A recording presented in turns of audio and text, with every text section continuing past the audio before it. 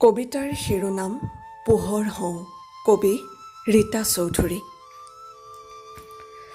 মহাবিশ্বজুৰি এন্ধাৰ আছে, এই এন্ধাৰ প্ৰাথমিক, অনন্ত আৰু স্থিৰ।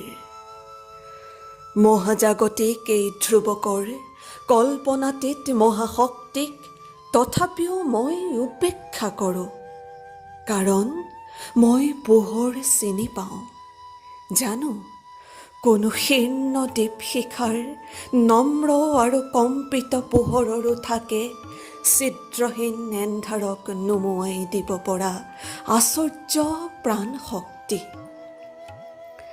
এন্ধাৰটো মাত্ৰ এন্ধাৰ, প্ৰাণ শূন্য এক অনন্ত নীৰৱতা। পোহৰ কণাই হুৰাই নিব পৰা এক ঐশ্বৰ্যহীন স্থবিৰতা।